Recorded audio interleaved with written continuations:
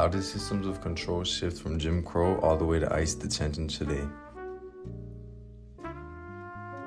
Today we will be discussing the Jim Crow era, mass incarceration, ICE detention, and how they all relate through systems of control that have evolved over time. After the American Civil War and the abolition of slavery, Southern states needed a new system to control Black Americans. This led to the rise of Jim Crow laws, a legal framework that enforced racial segregation and inequality. These laws weren't just about separation, they were about maintaining power and control. Under Jim Crow, everyday behaviors of Black individuals were criminalized through extremely vague laws like vagrancy and loitering. Black men in particular were disproportionately arrested for minor fabricated offenses. This created a pipeline from freedom to criminalization to forced labor. This was the slavery by another name system. Through convict leasing, prisoners, mostly Black men, were leased to private companies for labor. This system mirrored slavery in everything but name. These were harsh conditions, no pay, and no rights. Black Americans were truly trapped in the system. In The Effects of Modern-Day Slavery, Mass Incarceration, Caroline Marlowe writes, "The convict leasing system allowed previous plantation owners to find cheap or inexpensive labor to boost the Southern economy back up. Unfair sentencing for menial crimes fed prisoners into this system. Convict leasing was essentially operating as slavery, enabled by unfair convictions based on race.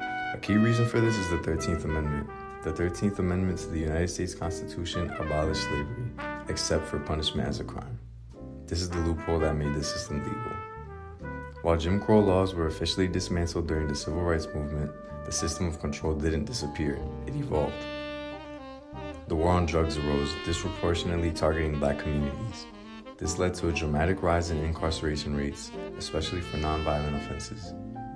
Mass incarceration functions as a continuation of Jim Crow, not through explicit segregation laws, but through systematic inequality in policing, sentencing, and incarceration. Political disenfranchisement is a key parallel between Jim Crow and modern mass incarceration. During the Jim Crow era, African Americans were denied the right to vote through poll taxes, literary tests, grandfather clauses, and felon disenfranchisement laws. This was a major infringement on Black people's rights. Mass incarceration today is also used as a device to infringe on African Americans' voting rights. Michelle Alexander writes in The New Jim Crow, "Under the usual residence rule, the Census Bureau counts imprisoned individuals as residents of the jurisdiction in which they are incarcerated. This is often referred to as prison gerrymandering. Most new prisons are built in white, rural areas. Therefore, these areas benefit from the inflated population, while urban minority areas are harmed. What changes the language, not the outcome." Mass incarceration refers to the huge increase in the number of people imprisoned in the United States over the last several decades.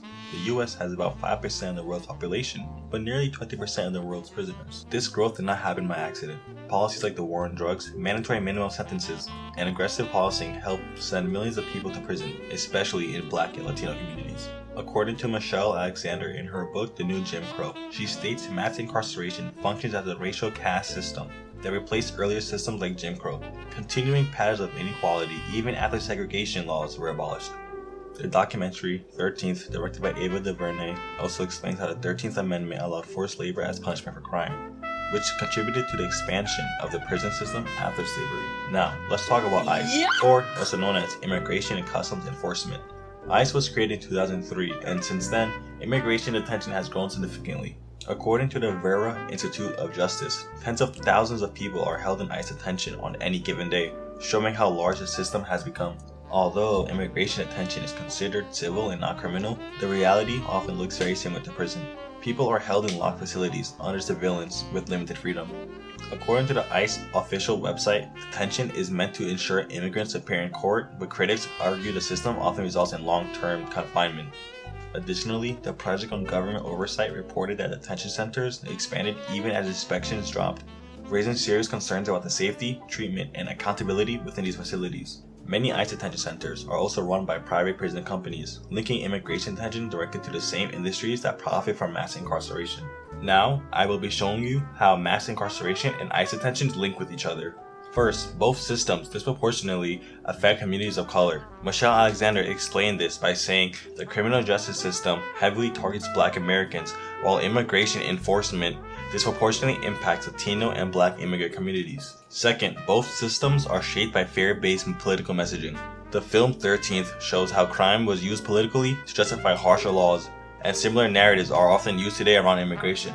Third, both systems separate families. A report by Reuters highlighted cases where families, including children, were held in long-term ICE detention, showing the human impact of these policies.